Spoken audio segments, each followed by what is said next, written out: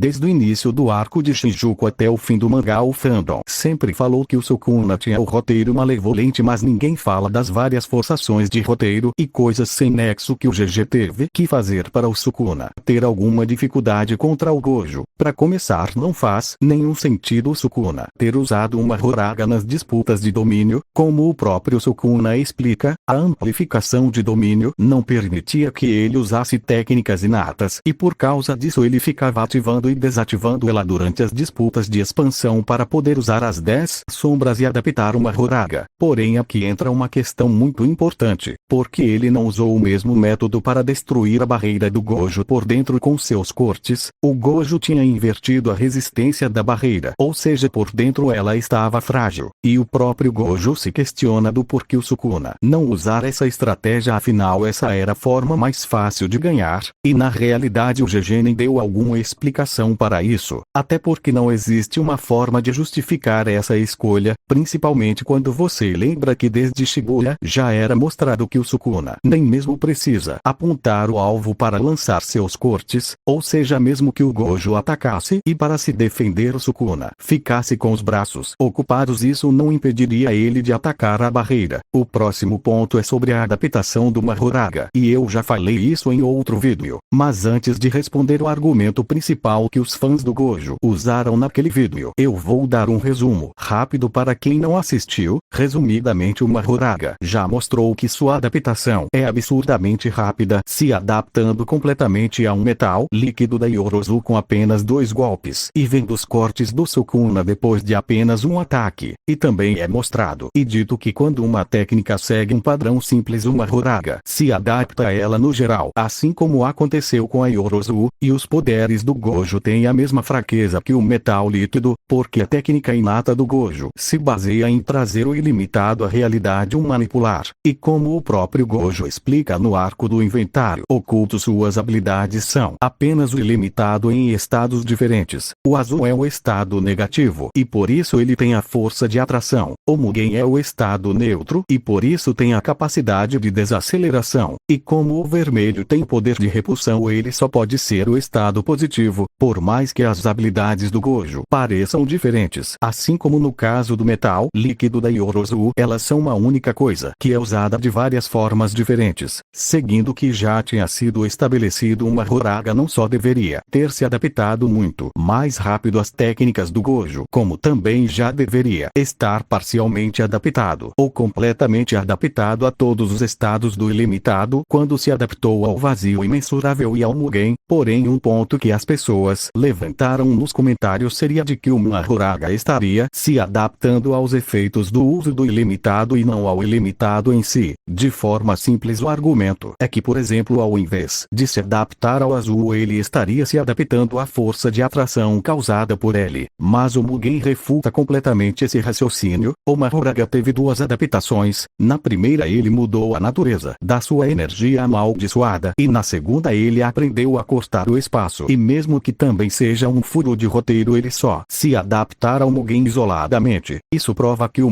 Horaga não estava se adaptando aos efeitos causados pelo ilimitado, mas estava se adaptando à técnica em si. Ou seja, ele deveria sim ter se adaptado ao ilimitado como um todo. Porém, a coisa mais bizarra sobre a luta dos mais fortes é que a resistência e a durabilidade do Sukuna não fazem sentido. No início da luta, o Sukuna leva um vermelho na cara e ele ficou com metade do rosto ferido, e mesmo assim o seu domínio se manteve de pé e o alcance dele só diminuiu porque o santuário, que é um pilar do domínio, foi danificado. Mas depois que o Gojo criou a estratégia de diminuir sua barreira, um ferimento no peito fez o Sukuna não conseguir mais manter seu domínio, e depois disso ficar novamente com a metade do rosto ferido fez o Sukuna não conseguir mais manter sua expansão. Além disso ser ridículo, o que não falta são exemplos de como isso é um furo de roteiro. A expansão do Dagon ficou de pé mesmo quando ele teve a cabeça atravessada pela nuvem lúcida várias vezes, e no fim o domínio só se desfez quando ele morreu. O Hakari estava à beira da morte, nem conseguindo se manter de pé, e mesmo assim conseguiu expandir e manter o seu domínio, e o Yuta foi partido no meio. Mas mesmo ficando à beira da morte, seu domínio não se desfez por causa do dano que ele levou, mas sim porque ele escolheu desfazer a expansão como parte do plano para Maki atacar o Sukuna. Sukuna de surpresa, e o próprio Sukuna, que estava sem os dois braços direitos, com o esquerdo inferior inutilizável por ter sido partido no meio, sem a língua da sua segunda boca, com o coração ferido por ter sido atravessado por uma espada e com o cérebro danificado. Mesmo com essa quantidade absurda de dano acumulado, ele ainda conseguiu expandir seu domínio mais de uma vez. Simplesmente não faz sentido Sukuna não conseguir manter seu domínio só por causa de um ferimento no rosto ou porque seu coração foi danificado. E outro furo de roteiro é o Sukuna se atrasar para ativar seu domínio por estar se regenerando. A regeneração do Sukuna sempre foi absurda. Com 3 dedos ele recuperou a mão do Itadori como se não fosse nada, e a recuperação foi tão rápida que mesmo ele começando a se regenerar depois da maldição de grau especial atacar, ele ainda defendeu com a mão nova, mesmo com a energia reversa tendo menos da metade da sua eficiência quando é usado em outra pessoa. Em Shibuya, o Sukuna conseguiu tirar o Megumi de um estado grave em apenas alguns segundos, e em Shinjuku só no tempo de dar um soco no Itadori ele já tinha se recuperado de todos os danos que ele tinha levado até aquele momento, o que incluía seu coração e suas mãos. Mas misteriosamente na batalha contra o Gojo, Sukuna demorou para se regenerar por causa de um machucado no rosto, sendo que a plateia teve tempo de falar, e só depois dos comentários da plateia o Gojo atacou e os dois ativaram suas expansões de domínio, e mesmo com todo esse tempo o Sukuna demorou para se regenerar. O próximo ponto é tanto uma conveniência de roteiro quanto uma grande hipocrisia dos fãs do Gojo. Enquanto reclamam do Gojo tomar o corte espacial fora de tela, eles simplesmente ignoram que, com exceção da quinta disputa, todos os danos que o Gojo causou no Sukuna durante as disputas de domínio aconteceram fora de tela. Em todas as vezes ou não mostrava a luta, ou mostrava alguns quadros dos dois igualados no combate, e depois cortava para o Sukuna ferido. E mesmo na quinta disputa só o golpe final aparece. E ao contrário do que muita gente que leu pelo TikTok acha, o Sukuna não levou o golpe no coração depois de ser atingido pelo vazio imensurável. A própria narração fala que eles lutaram por 2 minutos e 40 segundos antes do domínio do Sukuna se desfazer. Ou seja, até quando o combate foi mostrado só cortou para o Gojo acertando o golpe final. A próxima ajuda do roteiro foi o Sukuna ficar burro e não usar as 10 sombras durante as disputas de domínio. Ali um segundo valia tudo. Se o Sukuna entrasse na sombra do Gojo, nem que fosse por um único momento, ou se ele invocasse os coelhos para se defender uma única vez durante o combate, o pequeno tempo ganho com isso já seria o suficiente para ele ganhar a disputa de domínios. Afinal, os dois ficaram empatando porque no último segundo Gojo conseguia causar dano suficiente para o Sukuna não conseguir mais manter seu domínio. E o último roteiro imensurável sobre as disputas de domínio é o Sukuna não ter usado a reencarnação na quinta disputa de domínios. Ali o Sukuna sabia que tinha sido afetado pelo vazio imensurável por causa do seu pequeno atraso na ativação do domínio, e quando faltavam 20 segundos para o santuário malevolente destruir a barreira do Gojo, Sukuna ficou em um estado onde não conseguia mais manter seu domínio. E é aqui onde entra o problema, porque o Sukuna já tinha notado que o Gojo estava no limite, que ele não conseguiria expandir seu domínio de novo. Se ele tivesse usado a reencarnação, as chances do Gojo ganhar aquela disputa seriam baixas. Afinal, com 2 braços e desativando a amplificação do meio da luta, ele conseguia durar exatos 3 minutos. E mesmo sendo atingido pelo vazio imensurável, ele ainda durou 2 minutos e 40 segundos, ou seja, os membros extras poderiam compensar os efeitos do vazio imensurável e garantir ao menos um empate. Mas independentemente de dar outro empate ou o Sukuna ganhar a disputa, tudo daria certo para a vitória dele. Ele teria uma Horaga e poderia apenas fechar uma barreira para prender o Gojo, assim como ele faria se não tivesse sido pego em cheio pelo vazio imensurável. Além disso, o Gojo estaria com a regeneração lenta por conta dos danos no cérebro, assim como aconteceu na luta original. Com todas essas vantagens e podendo usar sua expansão expansão sem nenhum tipo de limite só seria questão de tempo para o Gojo morrer, afinal ele nem poderia se regenerar de forma eficiente. A próxima ajuda do roteiro foi o Sukuna não ter percebido o vermelho dando uma volta no prédio, isso porque no início da luta, mesmo estando a 4 km de distância, o Sukuna sentiu a energia amaldiçoada do Gojo, e isso foi antes dele usar o vazio roxo, ou seja, antes da elevação na energia amaldiçoada que acompanha o ataque,